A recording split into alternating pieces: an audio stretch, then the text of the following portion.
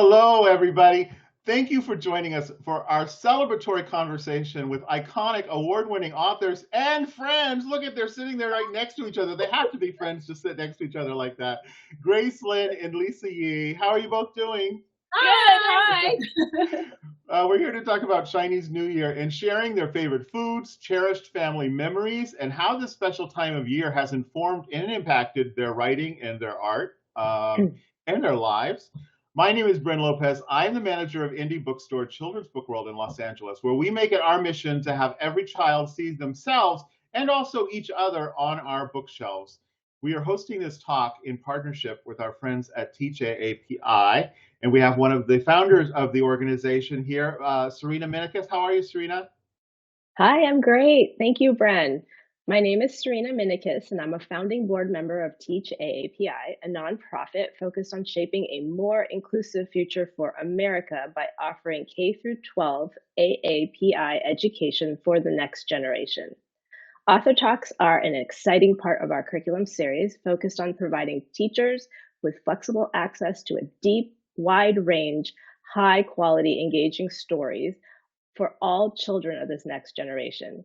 We believe that when children are exposed to a multitude of people and cultures, they develop the empathy needed to understand themselves and those around them. Across a generation, this can have a profound effect on our world. In 2023, through our Belonging Through Books program, we reached 200 schools across all 50 states. We are excited to continue this work in 2024. Learn more and join us at teachaapi.org.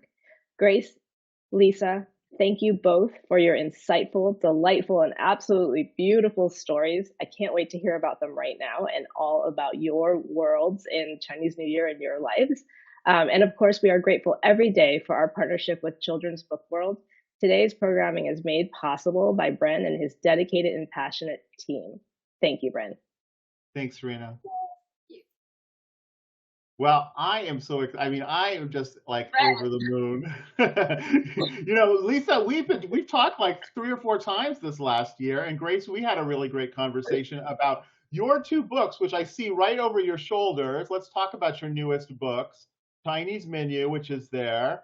And Grace, you toured all over the country with Chinese Menu. What was that experience like for you? Oh, it was great. I mean, I don't know if it was all over the country, but but it did feel like it because I was quite tired afterwards. But it was really great. It was so nice to see how many people love Chinese food. It's like it's really in my book. I talk about how Chinese food really is American food, and by traveling and seeing it, it was like proof right in front of me that so many people love Chinese food in all over the United States.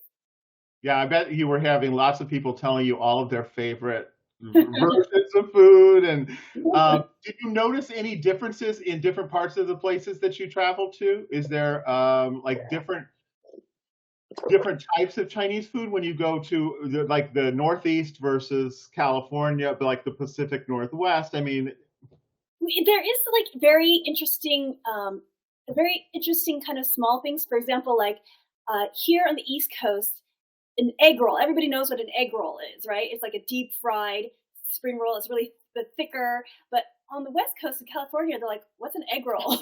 They're like, "You mean a spring roll?" And I was like, "Yes, we have spring rolls too, but an egg roll is like offshoot of a spring roll." They're like, "No, they had no idea." And also, they didn't really fry their spring rolls over on the West Coast that much, but on the East Coast, that's a very common thing. So there's differences just in the United States on either coast. So it's fun to see how this cuisine of the diaspora has even changed in one country. and Lisa, you're bi-coastal, so you get to experience all of these different types of food, versions of the food, right? I get to eat it all. Let's talk about Maisie Chen for a second. So there's 3 medals on there, but I know that there are many other medals that you have won for this book. This book has had such an impact, not just for the readers, but for you yourself. What has the experience been like as you've been just getting this love for this really special book? It's been so weird. It was just because when you're writing a book, you're just sitting there and you're alone and you're writing, and you don't know what's going to happen when you put it out in the world. And so when it finally came out, and slowly I started, I don't know, this kind of thing started rolling along, and then awards started coming and things like that. And it's been amazing, and it's also been really great for my imposter syndrome. I don't know. Do you have that? No, no. Okay. Because it's always like, am I a real writer? What if people find out I'm a fake? And but it's like, no, and then like I won the Judy Lopez Award, which Bryn was involved with, and there's this like big heavy medal, and I keep it on it. I lift it up and like I do arm lifts and stuff. But it's like it's like a touchstone, because it's there, and it reminds me, okay, I did something. I wrote this book, and people read it, and they like it. Yeah, and it's amazing when I talk to kids about your books, both of your books, they have connected themselves into that story in ways where they sometimes they know things that the authors don't even know. Like they don't even realize they've almost created a whole other world for the characters that you've created sometimes. Oh, absolutely. I mean, I always think that when you're working on the book and you're alone, it belongs to you. But once it's out there, it belongs to the reader, and they bring so much to the story. Yeah, I was talking with Kate DeCamillo this year, and that's one thing she's like, it's never. I don't finish it. Everybody else finishes the book when it gets into their hands, and so there's 1,000 possibilities or more of what the book actually is and how it lives. Now I'm going to take myself off, and I'm going to talk to you still nonetheless, so we can see you both together. No, we don't have to sit so close. So let's talk about Chinese New Year, and Lisa has already established, Grace, that you are the expert. Oh. I don't know if I'm the expert, but yeah. Can you tell us a little bit, because we're in this for all the people who are watching, we are there with Chinese New Year. There is Lunar New Year's. There are many different faiths and cultures that celebrate the beginning of the new year related to the lunar experience, sometimes with the solar calendar as well, sometimes with different calendars.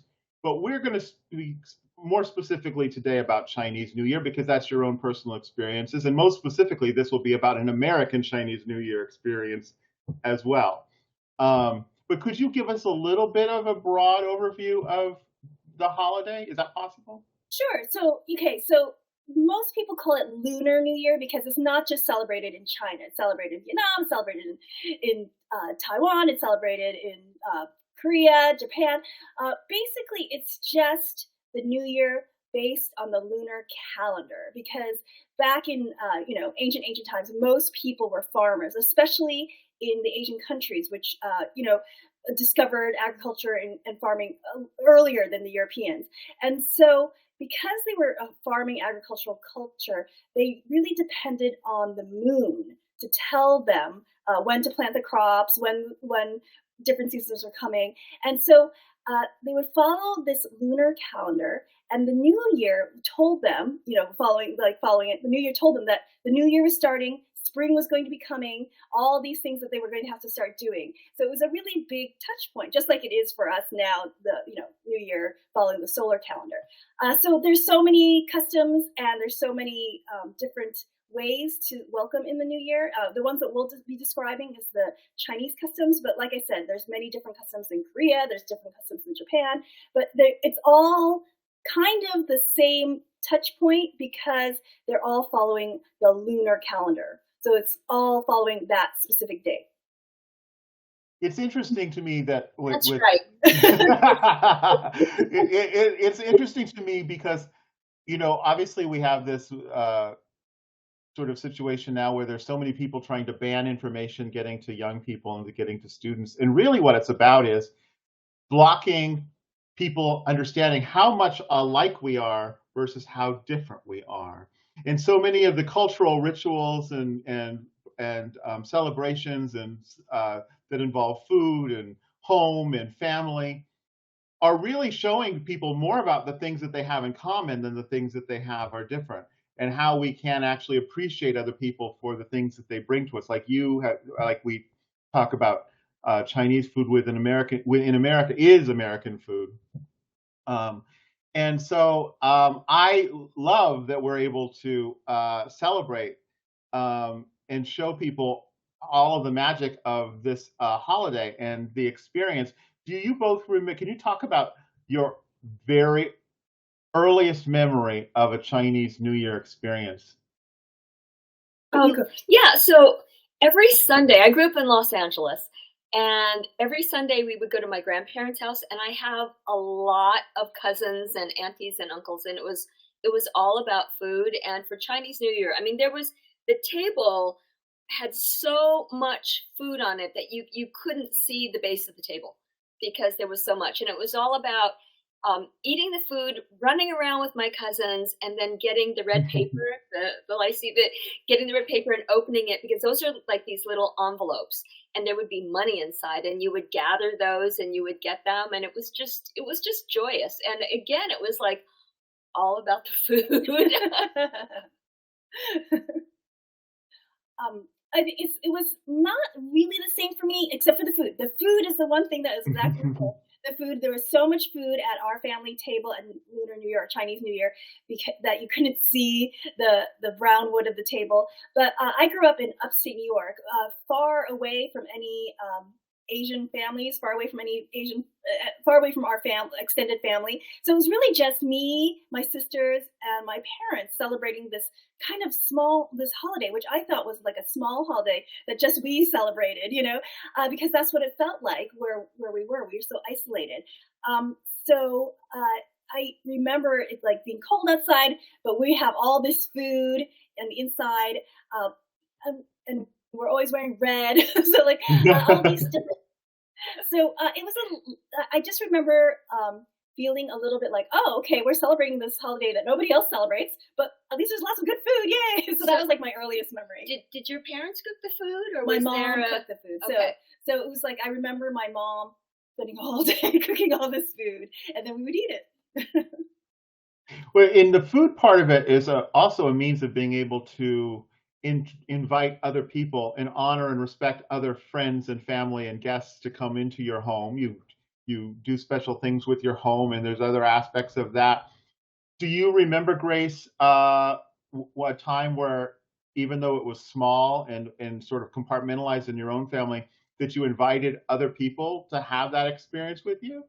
I don't think as I got older, there was more Asian families that moved into town, and so when I hit about middle school, end of middle school, like early high school, there's other Asian families that moved in town, and then we started celebrating with them. But I think this was a much different time where my family really, really wanted to fit in with everybody else in the neighborhood. So it was like this very delicate balance of still trying to preserve some of their traditions and their roots, yet still wanting to blend in very much. So I think one of the reasons why they didn't invite like any friends or friends that we met or anything, like they didn't really want people to know how different we were. So it's always been that weird balance for the first generation over. So talk about the time period. There's days preceding the actual. There's a Chinese New Year's Eve, and then there's a Chinese New Year's day that happens, and then there's time after that, and then there's time before that. But let's start in the preceding days. Is there something special that happens in the preceding days? So yes. So you're supposed to clean your house, right? Okay, so when I asked my parents about like why do we do all these things for Lunar New Year, all based on this one story.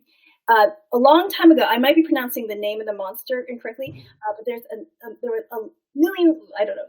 In ancient times, there was a monster named the Nyan monster, who would only wake up one time a year. And that one time a year that he would wake up was on Lunar New Year, so Chinese New Year. And he was such a ferocious and horrible beast that when he woke up on Lunar New Year, he would destroy and eat everybody in sight, right? And so every year, as the timeline went down to this day that this Nyan monster would wake up, everybody lived in fear and dread. And then, so one year, as they were like all like, what are we going to do? The Nyan monster's going to wake up in like 2 days. What shall we do? What shall we do? They ran into this old man who said, I know how you can survive the Nyan monster. The Nyan monster is scared of the color red. He's scared of loud noises. And he's scared of loud noises. He's scared of bright lights. So if you cover your homes with red banners, if you light red lanterns, if you set off firecrackers, that will scare the Nyan monster away until it's time for him to go back to sleep, and then you will live another cycle. So that's what they did. So people hung red banners on their houses, they lit lanterns, they set off firecrackers, and they lived that year. The Nyan monster came and was scared off and didn't eat them up. so that's what they did every year. And that is the traditions of Chinese New Year. So, of course, nobody believes there's a Nyan monster now that's going to eat us up. But we still hang red banners on our doors and windows. The idea that it would keep, because red is that color he's scared of. So that's why red is such a lucky color. It's supposed to scare away bad luck. It's supposed to scare away that Nyan monster. So like if we go outside and the Nyan monster's there, he sees us wear red, he'll be like, oh, and then he won't eat us. We light lanterns because he's scared of bright lights. And we also set off firecrackers. That's on New Year's Day. Sorry, I jumped ahead from your thing. But so that's where a lot of the traditions of celebrating Chinese New Year come from, is that story. So before Lunar New Year, we clean the house. That doesn't have to do with the Nyan monster. That's more just because we want our house to be clean and fresh. Maybe your mother just told you that.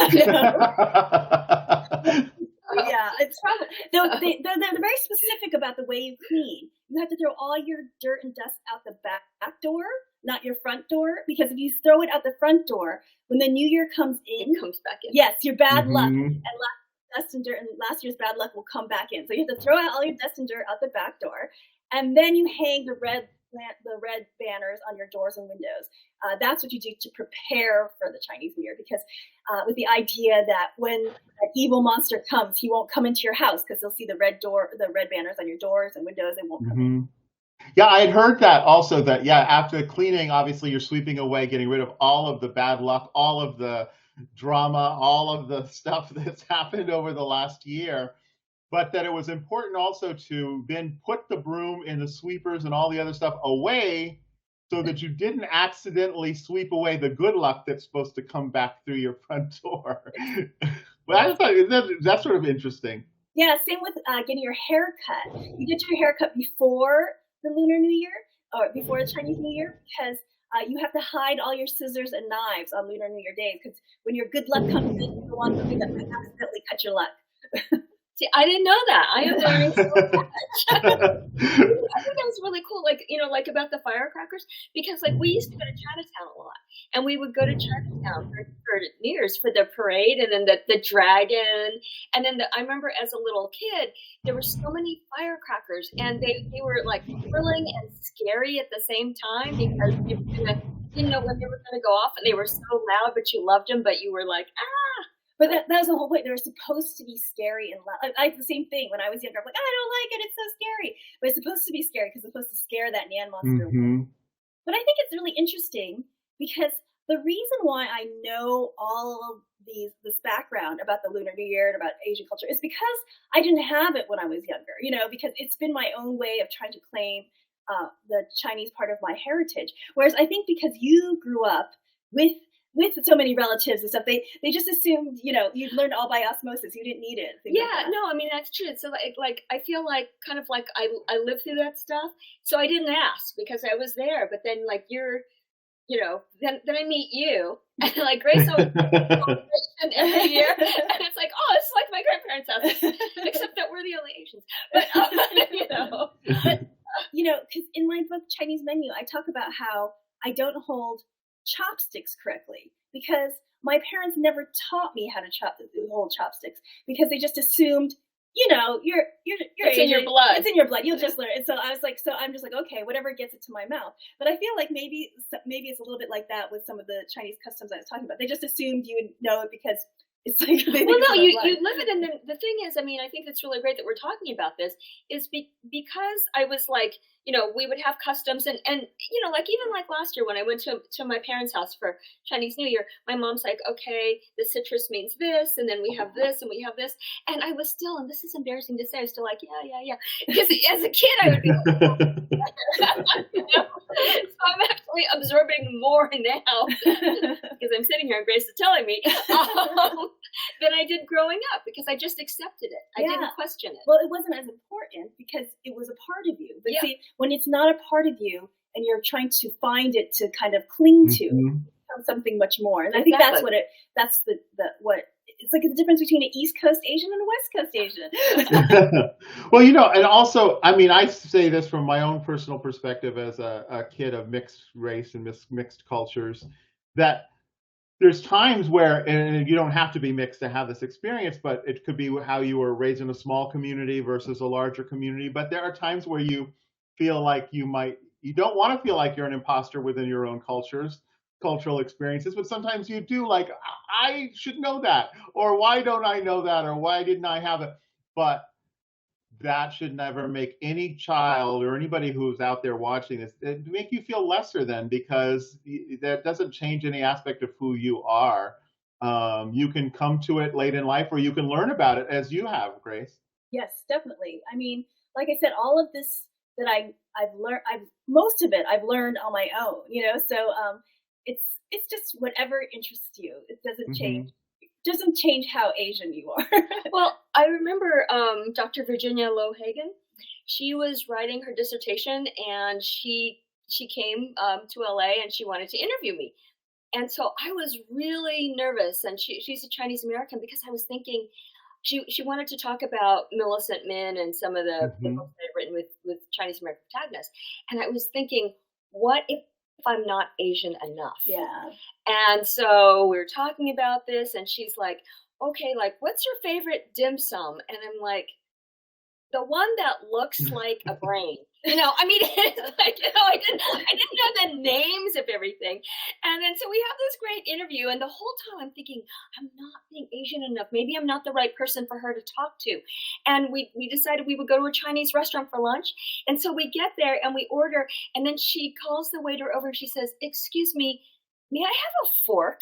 And I'm like, oh, this is great. We did not use chopsticks. It's like, oh, good. You know, we are who we are. Yeah, I remember. I was completely honored. I was chosen by the Obama's office for the AAPI Champions of Change, AAPI storytellers, and I remember the person, I'm sorry I'm blanking on her name, but she was Asian, and she was the one who was saying, you know, congratulations, I work for Obama's office. And she's like, and she told the story, she basically confessed that she did not speak Chinese. She did not speak her parents' native tongue, but she felt like it didn't matter. She was still Asian. And I remember hearing that and feeling so relieved, because I don't speak Chinese, at least not to any kind of understandability. And I remember feeling like, yes, all right, because I remember going and feeling like such an imposter. I'm like, I don't speak Chinese. Like, they don't think I'm not really a real Chinese person. They don't like. And then when she said that, I was like, yeah, we can be Asian Americans. We can. There's no purity test. You know, we celebrate what we want to celebrate. You know, McDonald's had this thing a while ago, and they came up with this name. I didn't, but they were Inspirasians. And so I was an inspiration. And so I went to talk to a group of people, and there was press from China there. And then this one woman asked me what my Chinese name was. And I can't really pronounce it, and it keeps changing, because one of my aunts had given me the Chinese name. So she said, well, why don't you write it down for me? And I'm like, okay. And I knew how to write Yi in Chinese, but I wasn't sure. And so I thought, okay, so maybe when you write in Chinese, it's like when you write in English. nobody can read my handwriting. So I'll just write and just say it's really sloppy. And so I wrote this thing down and I gave it to her. And then she said, Lisa, this doesn't mean anything. I'm like, I'm going to have to ask my mom and I'll get back to you. But yeah, I didn't know. I didn't know. Yeah. I mean, that's part of being Asian American. I mean, and that, I think in some ways it's a lot like my book, Chinese Menu. It's like so many of us who are Asian here in the United States, you know, we are not Asian, you know, we are Asian American. And that's not something to be ashamed of. It just means, you know. Well, yeah, I mean, I always say that, yes, I'm an Asian American author, but I'm really an author who happens to be Asian American. And, you know, most of my books that feature Chinese Americans, these kids, if, you know, the test is you open your silverware drawer and there's forks and knives and chopsticks and the Chinese soup spoon. So it's all mixed in there together. Yeah.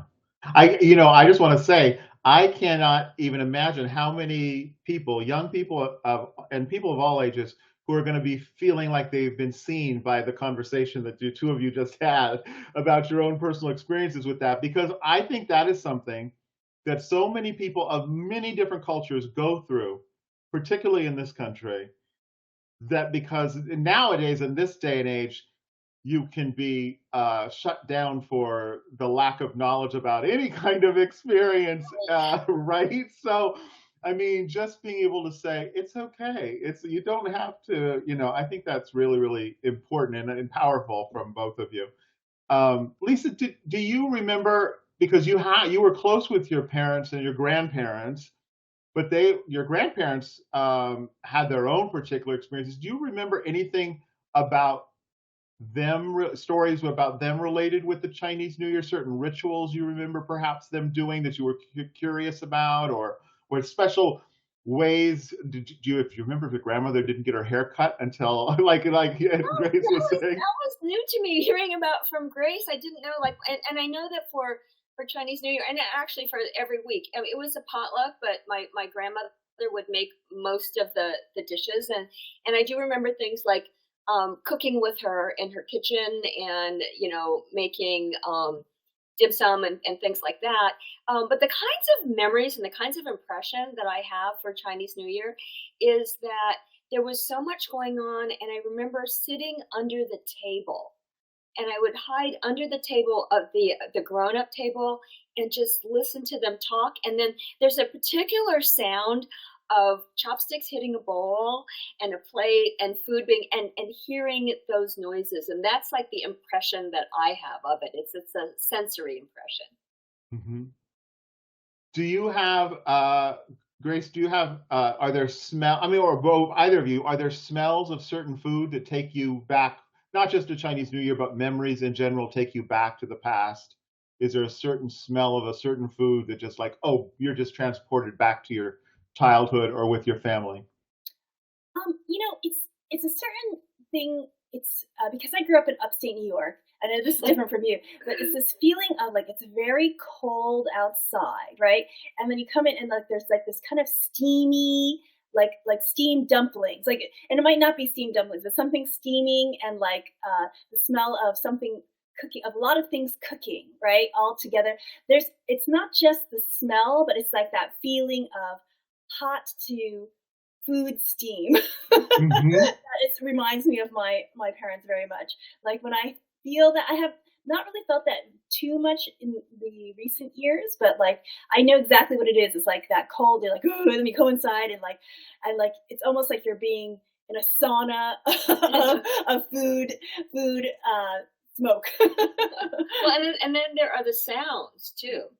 The sizzling sounds of like when the garlic hits the sesame oil or something like that. Yeah, I think that sort of sense, like you were talking about being under the table, Lisa. I think of the classic Bergman movie, Fanny and Alexander, where they're kid. It's like that, just seen through the eyes, but it's all of these family experiences and other things like that. And that is what I sometimes think. I dream about those types of experiences. My grandmother's back alive again, and where everybody's there in the house, and that's a frequent dream, even decades later. And Yeah. Yeah, I mean, for, like every Christmas, all the relatives still get together, and the family has just really grown because, like, there were seven kids in my mom's family, and this is a LA Christmas. It's LA, and then everybody had at least 2 kids. So I have a lot of cousins, and then all the cousins had kids, and so it's just, I mean, it's to the point where I don't know everybody. It's like, who are you? Oh, you, and then you start saying that thing. You've grown. You're taller. And it's like, I thought I would never say that because my relatives used to always say that to me.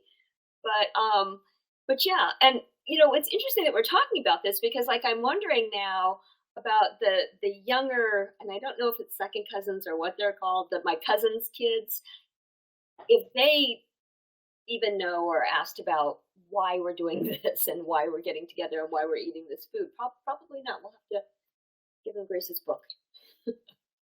So the New Year's experience has, or not just the New Year's experience, but Grace, it's been in your books, and many of the different festivals have been within your books. But food, Chinese food specifically, is a major part of both of your books, and that, and also the experience, the historical experience in your case, Lisa, as well. And your last book in particular was so interesting to me because you do talk about Chinese food in terms of how Chinese restaurants came to America and that as well. Why is food such a great thing to be able to write about? Well, first of all, it's a great thing to research and eat all food. But it's like you said earlier, it's a commonality. It's something that no matter what family or friends group or whatever you come from, food is a common thing. And then there's a warmth and it's a tradition in there, and there's a history, and you might not even be aware of it when you're partaking in it. But it's kind of like it fills your soul, it fills your heart when you're eating this, and especially like for me, Chinese food. And I will tell you that when I was younger, when I was a kid, I didn't particularly like Chinese food because it's like, oh, we're having this again. I love it now. I mean, it's like totally switched, and I it's like my favorite food. So I don't know what that means. Like when you get older, you start like going back, Yeah, it's interesting. I can't remember if I love Chinese food because the Chinese food that you have in a restaurant is really different than the Chinese food that my mom Mm-hmm. served at dinner. But the thing about food is that I feel like it's a direct line to our past, right? It's the most tangible way we can experience it's the most tangible way we can experience history. Honestly, we ingest our history. Like that's what food is, especially food of a certain cuisine. Like it's the history of our parents, the history of our grandparents. It's the history of our country. And that's how our culture becomes a part of us, is we actually eat it. So I think that's why food is so important and such a great way to, what we do when we write about it is to call attention to that we're calling that, the stuff that we're eating, there's a history, there's so much more than just, fuel in, fuel out, like all those things that people like food is fuel, but it's not food is fuel. Food is history, it's love, it's the past, it's suffering, it's triumph, all those things is in food. Right, and when we write about it, we're passing it along without hitting someone over the head because everybody knows what it's like to sit down for a meal, or to and like in the Chinese culture, to food. I mean, every time I go home, are you hungry? Have you eaten? But that's probably like every culture. It's a sign of food is love. I mean, it's a sign of love. Well, and you both have in the last 2 years, I mean, written books that tell us not just about food, but about the history of that food and the importance of it. And on another level, not just about the food is created by kings and queens for the wealthy, but how much of it was actually came from people barely able to afford a seed, or to be able to own a bag of seeds, that were creating a lot of these things that we treasure now out of thin air to be able to feed their family, but also to share with other people, right? Right, exactly. It's like Ray said, it's nourishment for the heart and soul. Yeah, that's just power. So I want to talk about a couple other things, but I want to just to finish with the Chinese New Year part of this. The zodiac. We're going into the year of the wood dragon. Do we know what that is? That what is the what is there a deeper hope with the year of the wood dragon? Do you know, Grace? Um, I'm not as familiar with like the wood, metal, like those. Hmm. The wood in general is usually something more stable. That's I do know that part, but I do know the dragon. So the dragon could be a really good year because you know the Chinese people love the dragon. But dragon is a year of leadership. It's a year, so it's a year where we all have to kind of be brave and show leadership and be you know all the things that the dragon does. So it's actually a really important year, honestly, when I think about it, because the dragon is one that we all follow. So in some ways, now that I think of it, it's kind of giving me like, kind of making me worried for the next year. It's not so much it could be a year of change, yeah, because so if you're born in the year of the dragon, it means you are a good leader. It means that you are, but it also means you're not a very good follower. Like you are brave, you are noble, you are strong, you are fierce. So that's all the things that we will need to have a successful year next year. What Yeah, you're I I think we need more leaders and less followers, actually. So, and it's, right. I was born in the year of the fire sheep. What year, do you remember do you know what years you were born under? I'm a pig. Your pig. Born you're the pig. So a sheep usually means that you are good at teamwork, which is actually I could see that about you, Britt, because the sheep monkey. So hopefully you all know the story of the Chinese zodiac, how they all crossed the river, and so the Jade Emperor, the big guy, Hmm. he was having a birthday party, and he said for his birthday party he invited all the animals on the earth to come to his birthday, and the first 12 animals to come to his party because would get the honor of a year named after them. But there's this huge river in between the earth and where the Jade Emperor lived. So it was quite difficult to cross, which is why he made it a contest, because he wanted to give them some motivation to get across. And so the sheep, monkey, and rooster, who are not very good swimmers, they got together and they built a raft together to get across the river, and they did, and so that's how they became honored animals. So that's why those three animals are considered very good at teamwork, working in groups, things like that. The pig, the pig was the last one in the 12-year zodiac.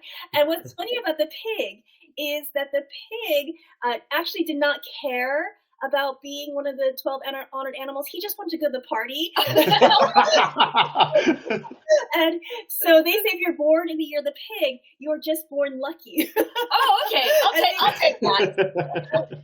I'll take that. The That's year good. of the Okay. golden pig was a really big deal. Oh, But that was about that's my nephew's year. So that was I can't remember how. I think he's like 16 or something now. But so that was a big deal. A lot of people wanted to have their kids born that year because like that was like the golden luck. But I was born in the year of the tiger, and the tiger is not a very good swimmer, but unlike some of the other animals that prepared ahead of time, like the sheep, monkey, and rooster, the tiger did not do any of those things. He just went on the day of the race and said, all right, I'll do it. And he just jumped right in, depending on himself and his strength to get across. And so he did it. So they say if you're born in the year of the tiger, you're very independent, you're very tenacious, but they say you're not a very good planner and you take a lot of unnecessary risks, which I think is kind of true for me sometimes.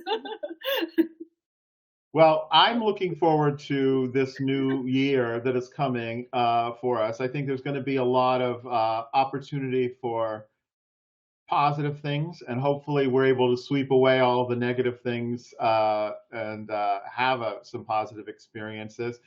Let's talk about what's coming up for both of you in 2024. Lisa, I see over your left shoulder there, you have a really special collaboration with another mega award winner. Let's talk about your collaboration with Dan Santat. Yeah, so Dan and I have a book that's just out called The Misfits. It's a highly illustrated novel, and it's about it's kind of like a twisty mystery thriller caper about these 5 very awkward preteens, and there are dastardly criminals, and it's just really fun. And working with Dan has been amazing because Dan Santan and I have known each other for well over 20 years. We met before either one of us was published. And you know what we would do? Like every week or so, because we live close to each other, we would go out to lunch.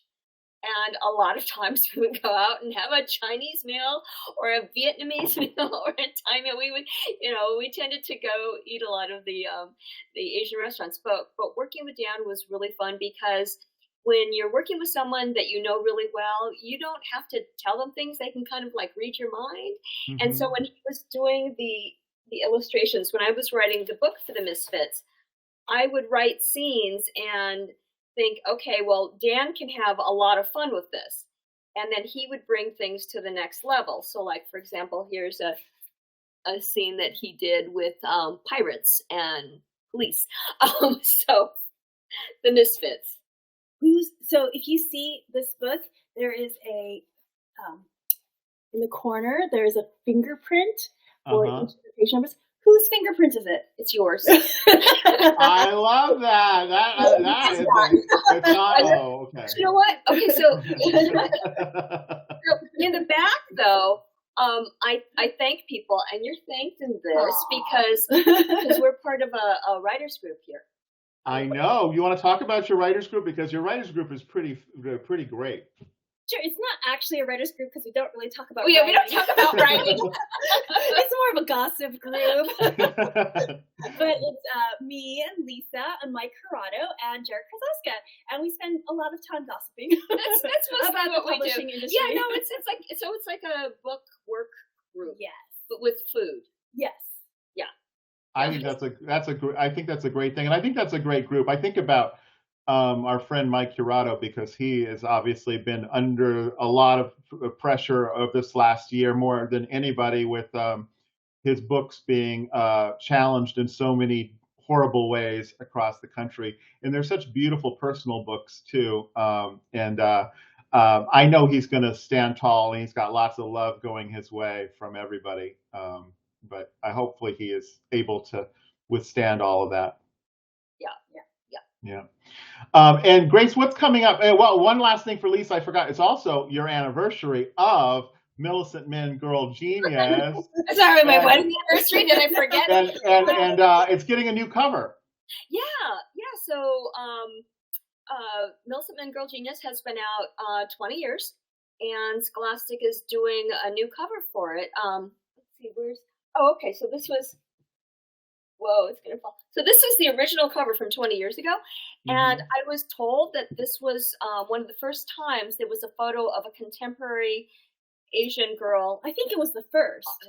On the cover of a book. Yeah. Yeah. So, I mean, that was a shock to me. And I remember people saying to me at that time, oh, it probably won't sell as much because there's the Asian girl on the cover. Yeah. I mean, that was a really big thing back then, that they always tried so hard if it was a person of color main character to hide it because they thought that would hurt it. Yeah. Like it was always the silhouette. Yeah. Or like a field of flowers. If the character was black or Asian, it was like, oh no, we can't let people know that there's an Asian person in this book. So this was really groundbreaking. Yeah, and I know a lot of really, authors, published authors today who were inspired by that book and seeing that face on the cover of that book, to become writers in their own right. I know people come up to me and they're like, I read this when I was a little kid. I'm like, yes, I know, I'm old. No, that's not what it's about. Grace, what's coming up for you this year? I spent so much time promoting Chinese menu that I don't really have a new book coming out until 2025. But in 2024, they're going to do a bind up of my Ling and Ting book. So Ling and Ting. Oh, I love that. Yeah. So this series has been kind of a little bit has been put on pause for a while, but they're going to put the 3 books all together in one big thick book, and we're hoping to revive the series next Lunar New Year. I can't remember. I I can't know. next one or the year after. But we're actually hoping to do a Lunar New Year Ling and Ting soon. That is wonderful. I actually love those books because I'm always looking for really special bridge readers, that bridge kids into chapter books. And Ling and Ting are ones that I go back to over and over again because they are an access point, a door opener for a lot of kids into the world of reading, and they fall in love with it through those books. So that is really, really special. I'm really glad to hear that. I am so happy to see both of your faces and to be able to talk to you and hear your voices. And thank you so much for sharing your experiences. Let's just talk about what food you would like to eat next as soon as possible that is Chinese food related.